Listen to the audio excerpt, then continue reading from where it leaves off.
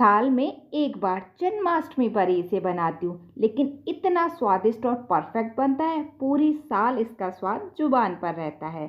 जन्माष्टमी पर पंचमेवा पाग न बने, कृष्ण जी का प्रिय भोग, ये तो हो ही नहीं सकता। तो चलिए आज बनाते हैं एकदम पारंपरिक तरीके से बहुत ही टेस्टी और परफेक्ट पंचमेवा पाग। इसे बनाने के लिए कुछ ड्राई फ्रूट्स चाहिए, तो मैं यहाँ लूँगी 1.5 कटोरी मखाना। सारा मेज़रमेंट कटोरी से बता रही हूँ ताकि आप इसे परफेक्ट बना सकें। आधा कटोरी बादाम, आधा कटोरी काजू, आधा कटोरी किशमिश और 1/4 कटोरी लेंगे हम खरबूजे के बीज। यहाँ पर 50 ग्राम मैंने गोंद लिया है। गोंद इसमें डालना ऑप्शनल है, लेकिन गोंद डालने से ना जो पंचमेवा पाग है वो बहुत ही टेस्टी बनता है, तो मैं तो ज़रूर डालती हूँ। अब यहाँ मैंने लिया है एक सूखा नारियल यानी कि गोला, इसे हम घिस कर इस्तेमाल करेंगे। यहाँ पर मार्केट वाला डेसिकेटेड कोकोनट पाउडर यूज़ नहीं करना है। ये जो सूखा नारियल है ना, इसे ही हमें घिस कर लेना है। इसी से पाक परफेक्ट बनता है और वो बढ़िया वाला टेस्ट आता है। इसे घिसने के बाद कटोरी से मेज़र करेंगे और 1 कटोरी ये सूखा नारियल लेंगे। अब यहाँ पर ना मैंने ले ली है ये 4-5 हरी इलायची, और इलायची को ना हम कूट लेंगे। इलायची का रेडीमेड पाउडर डालने की बजाय फ्रेश इलायची को इस तरह कूट कर डालिएगा, खुशबू और टेस्ट बहुत बढ़ जाएगा। अब यहाँ गैस पर रख दिए मैंने एक कढ़ाई, और इसमें हम डालेंगे घी। तो मैंने 1 लैडल भर के घी डाल दिया है। घी जब गर्म हो जाए तो ये आधा कटोरी बादाम इसमें डालेंगे, साथ में हम इसमें आधा कटोरी काजू डाल देंगे। अब लो टू मीडियम फ्लेम पर काजू बादाम को घी में भून लेंगे।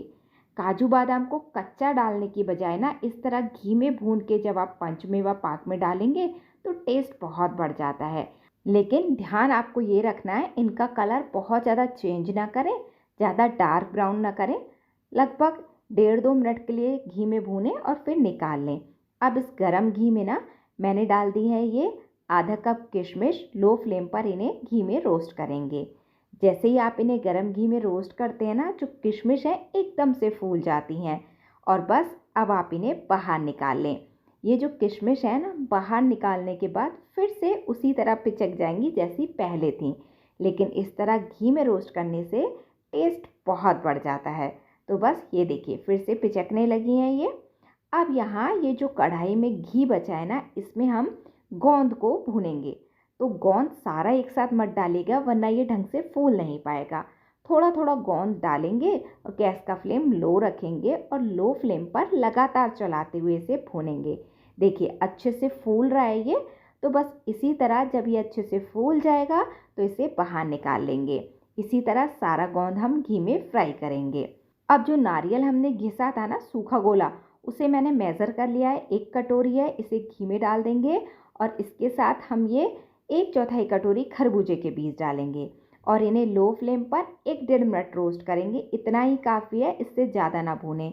जब आप गरम घी में खरबूजे के बीज डालकर डायरेक्ट ही भूनते हैं ना, तो ये तेज़ी से तड़कते हैं और जलने का डर होता है। तो इस तरह सूखे नारियल के साथ इन्हें भूनिएगा तो ज़्यादा तड़केंगे नहीं और जलने का डर नहीं रहेगा। अब इसे निकालने के बाद ना कढ़ाई में मैंने डाल दिए हैं ये 1.5 कटोरी मखाने। मखाने मैंने थोड़े ज़्यादा लिए हैं। अभी इसमें घी नहीं डालेंगे, पहले लो फ्लेम पर इन्हें थोड़ी देर भूनेंगे। जब ये हल्के से क्रिस्पी हो जाएंगे ना, तब आपको इसमें थोड़ा घी डालना है। इस तरह ना मखाने बहुत ही जल्दी अच्छे क्रिस्पी हो जाते हैं और घी भी बहुत कम लगता है इन्हें भूनने में। तो जब भी मखाने भूनने हो ना, तो मेरी इस ट्रिक को फॉलो करें।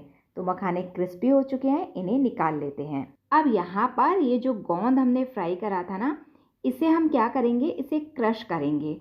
तो कोई कटोरी या ग्लास लेकर ना इस तरह इसे दबाएं, सारा गोंद अच्छे से क्रश हो जाएगा। इसे मिक्सी के जार में डालकर मत पीसिएगा, ऐसे ही कटोरी या गिलास से क्रश कीजिएगा। तो बस अब यहाँ पर बारी आती है मखानों की। तो देखिए यहाँ पर ना थोड़े से मखाने जो हैं इन्हें मैं अलग निकाल लूँगी, और बाकी के जो मखाने हैं ना, इन्हें हम हाथों से ही तोड़ेंगे। तो आपको ना इन्हें बिल्कुल बारीक पाउडर नहीं बनाना है, तो मिक्सी के जार में डालकर मत पीसिएगा। आपको इस तरह हाथों से ही इन्हें तोड़ना है।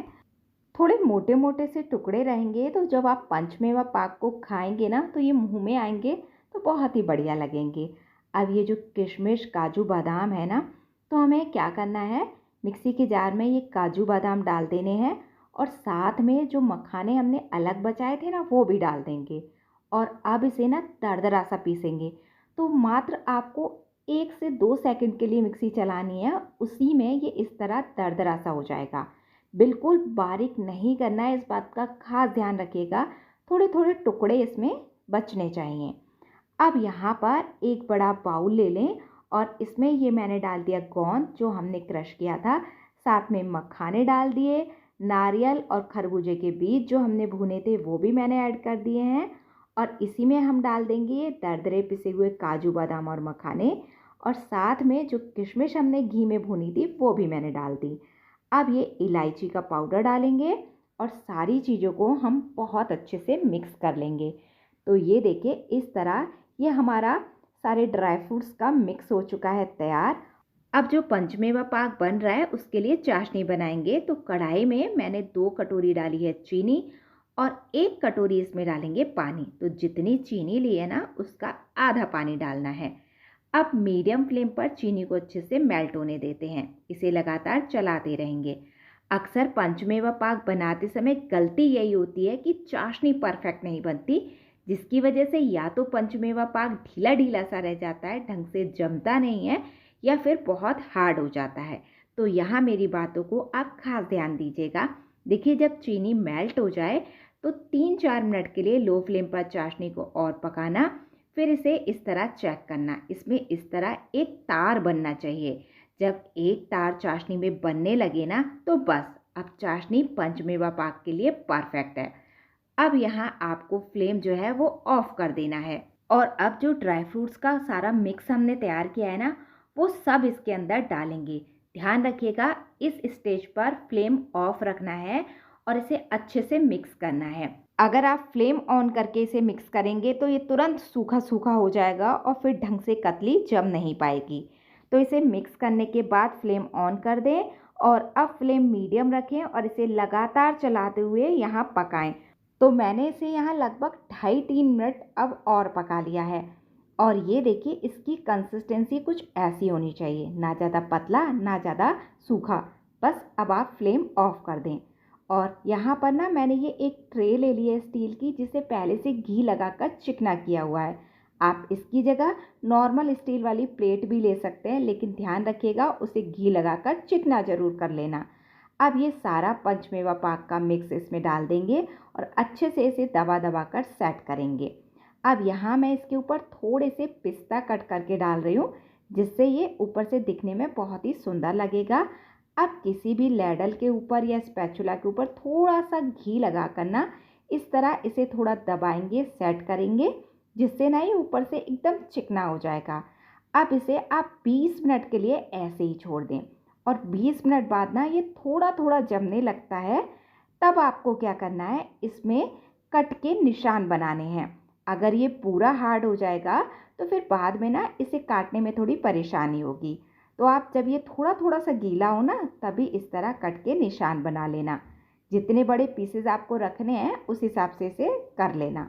अब यहाँ मैंने इसे 1-1.5 घंटे के लिए छोड़ दिया था रूम टेम्परेचर पर, और अब ये पूरी तरह ठंडा हो चुका है। तो चलिए ये जो पीसेस हैं इन्हें हम निकाल लेते हैं। तो बस नाइफ से इस तरीके से आपको इन्हें निकाल लेना है। ये देखिए बना है ना एकदम परफेक्ट। तो बस अब ये सारे पीसेस निकाल लीजिए। इस तरह ना आपको इन्हें निकालने में कोई प्रॉब्लम नहीं होगी। मैं तो इस तरह ये पंचमेवा पाक कृष्ण जन्माष्टमी पर बनाती हूँ और जन्माष्टमी के बाद भी ना पूरे 8-10 दिन तक हम इसे खाते हैं। ये ख़राब नहीं होता है और बहुत ही टेस्टी लगता है। ये देखिए एकदम मुंह में घुल जाने वाला, बहुत ही मज़ेदार। तो इस कृष्ण जन्माष्टमी पर मेरी सारी बातों को ध्यान में रखते हुए आप भी एकदम परफेक्ट और टेस्टी मज़ेदार सा ये कृष्ण जी का प्रिय भोग पंचमेवा पाक आसानी से बना सकते हैं। रेसिपी अच्छी लगी तो लाइक, कमेंट, शेयर करें। तो इस जन्माष्टमी मेरे तरीके से एक बार ट्राई जरूर करें।